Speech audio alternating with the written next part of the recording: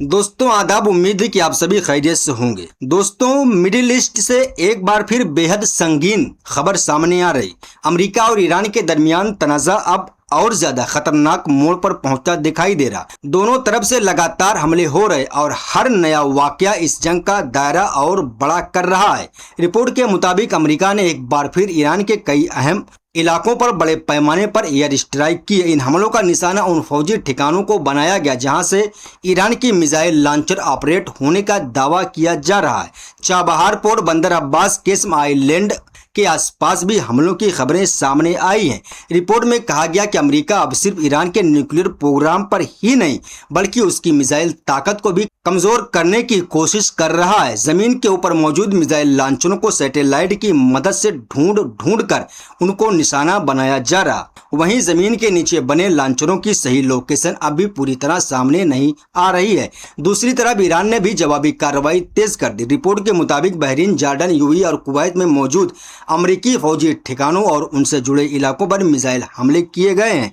यानी अब यह टकराव सिर्फ ईरान की सरजमीन तक महदूद नहीं रहा बल्कि पूरे खाड़ी इलाकों में इसकी गूंज सुनाई देने लगी है। इसी दौरान डोनाल्ड ट्रंप का भी एक अहम बयान सामने आया। रिपोर्ट के मुताबिक उन्होंने कहा कि शुरू में अमेरिका का मकसद ईरान के न्यूक्लियर प्रोग्राम को निशाना बनाना था, लेकिन अब तवज्जो उनकी मिसाइल ताकत पर भी है। रिपोर्ट में भी दावा किया गया कि इजराइल शुरू से यही चाहता था कि सिर्फ न्यूक्लियर प्रोग्राम नहीं बल्कि ईरान की मिसाइल सलाहियत पर भी रोक लगाई जाए। उधर तेहरान का लहजा भी पहले से कहीं ज्यादा सख्त हो गया है। रिपोर्ट के मुताबिक ईरानी क़यादत ने साफ पैगाम दिया है कि अगर अमेरिका अपने हमले नहीं रोकता तो उसका जवाब पहले से कहीं ज्यादा बड़ा और सख्त दिया जाएगा। रिपोर्ट में यह भी दावा किया गया कि ईरान ने अमेरिका को साफ तौर पर आगाह कर दिया कि अगर फौजी कार्रवाई जारी रहे तो अमेरिकी वारसिफ फौजी ठिकाने और अरब इलाके में मौजूद अहम इंफ्रास्ट्रक्चर को निशाना बनाया जा सकता है। ईरान का कहना है कि अब वो सिर्फ अपना बचाव नहीं करेगा बल्कि जरूरत पड़ने पर खुलकर पलटवार भी करेगा। दोस्तों अब इस जंग का एक और पहलू सामने आ रहा। रिपोर्ट के मुताबिक अब ये तनाज़ा सिर्फ अमेरिका और ईरान तक महदूद नहीं रहा बल्कि दुनिया की कई बड़ी ताकतें भी इस पूरे मामले पर नजर रखे हुए हैं। कुछ मुल्क सियासी तौर पर सक्रिय दिखाई दे रहे तो कुछ की फौजी और सफारती सरगर्मियों की भी चर्चा हो रही है। रिपोर्ट में दावा किया गया कि रूस और नॉर्थ कोरिया के दरमियान ईरान की मौजूदा सूरत हाल को लेकर अहम बातचीत हुई है। बताया जा रहा है कि नॉर्थ कोरिया के वजीर खारजा रूस के दौरे पर हैं और उन्होंने रूसी क़यादत से मुलाकात की है। रिपोर्ट के मुताबिक इस मुलाकात में मिडिल ईस्ट के हालात और ईरान से जुड़े मसलों पर भी बातचीत हुई है। इसी के साथ चीन भी लगातार सफारती कोशिशों में लगा हुआ बताया जा रहा। रिपोर्ट के मुताबिक बीजिंग की कोशिश है कि यह जंग और ज्यादा न फैले क्योंकि अगर हालात काबू से बाहर हुए तो उसका असर पूरी दुनिया की माशियत पर पड़ सकता। यही वजह है कि चीन लगातार अलग अलग मुल्कों से राब्ता बनाए हुए है। रिपोर्ट में सऊदी अरब का भी जिक्र किया गया। दावा किया गया कि यमन की तरफ से सऊदी अरब के खिलाफ नाकाबंदी का ऐलान किया गया है और अगर ये सूरत हाल आगे बढ़ती है तो पूरे खाड़ी इलाके में तजारती समुद्री रास्तों और तेल की सप्लाई पर बड़ा असर पड़ सकता है।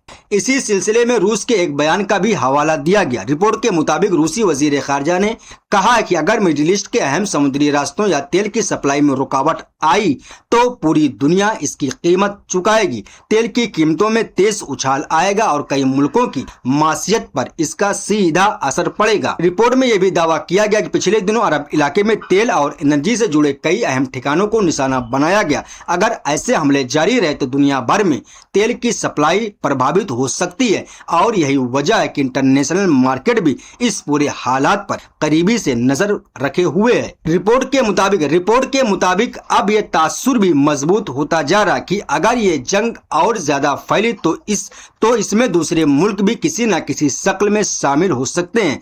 रूस, चीन, नॉर्थ कोरिया, अरब मुल्क और इजराइल सभी की सरगर्मियों पर लगातार नजर रखी जा रही। यही वजह कि कई सियासी तजियाकार यानी विशेषज्ञ इसे सिर्फ दो मुल्कों की जंग नहीं बल्कि एक बड़ी आलमी तनाज़े के शक्ल में देख रहे हैं। हालांकि रिपोर्ट में यह भी कहा गया कि कई मुल्क अब भी सफारती रास्ते खुले रखने की कोशिश कर रहे हैं। कोशिश यही है कि हालात पूरी तरह बेकाबू होने से पहले बातचीत का कोई रास्ता निकल आए, लेकिन जमीनी हाल फिलहाल यही दिखा रहे कि दोनों तरफ से फौजी कार्रवाई का सिलसिला थमने का नाम नहीं ले रहा है।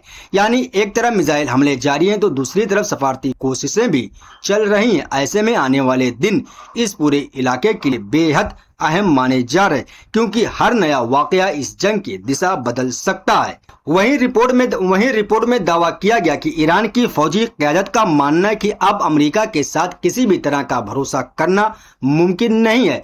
उनका कहना है कि अगर लगातार फौजी हमले होते रहे तो जवाब भी उसी अंदाज में दिया जाएगा। रिपोर्ट के मुताबिक ईरानी फौज अपने अगले कदमों की तैयारी पूरी कर चुकी है और हर सूरत हाल का मुकाबला करने के लिए तैयार है। इसी दौरान रिपोर्ट में अहमद वाहिदी का भी जिक्र किया गया। दावा किया गया कि मौजूदा हालात में कई अहम फौजी फैसले उनकी निगरानी में लिए जा रहे।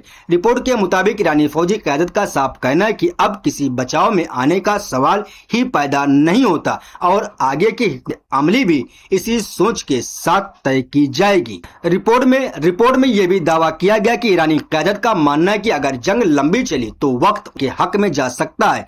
इसी वजह से फौजी तैयारियां लगातार जारी हैं और हर नए हालात के हिसाब से अपनी रणनीति बदली जा रही है। साथ ये भी दावा किया गया कि फिलहाल किसी समझौते या पीछे हटने के कोई साफ आसार दिखाई नहीं दे रहे हैं। दूसरी तरफ रिपोर्ट के मुताबिक अमेरिका भी अपने फौजी ऑपरेशन रोकने के मूड में नजर नहीं आ रहा। यही वजह है कि दोनों तरफ से हमले और जवाबी हमले लगातार जारी हैं। हर नई कार्रवाई के बाद तनाव पहले से ज्यादा बढ़ता दिखाई दे रहा। रिपोर्ट में यह भी कहा गया कि अगर यही सिलसिला चलता रहा तो आने वाले दिनों में हालात और ज्यादा संगीन हो सकते हैं। इसका असर सिर्फ मिडिल ईस्ट तक महदूद नहीं रहेगा, बल्कि तेल की सप्लाई, आलमी तिजारत और दुनिया की माशियत पर भी इसका असर पड़ेगा। दोस्तों, रिपोर्ट के मुताबिक अगर आने वाले दिनों में हालात में कोई बड़ा बदलाव नहीं होता तो ये टकराव और ज्यादा फैल सकता है। इसलिए पूरी दुनिया इस वक्त हर नए बयान, हर नए हमले और हर नए सफारती कोशिश पर करीबी से नजर बनाए हुए है और हम भी इस पूरे घटनाक्रम पर लगातार नजर बनाए हुए हैं। जैसे ही कोई नई अपडेट आएगी हम आप तक पहुंचाने की कोशिश करेंगे। अभी के लिए इजाजत दीजिए, अपना ख्याल रखिएगा। अल्लाह हाफिज।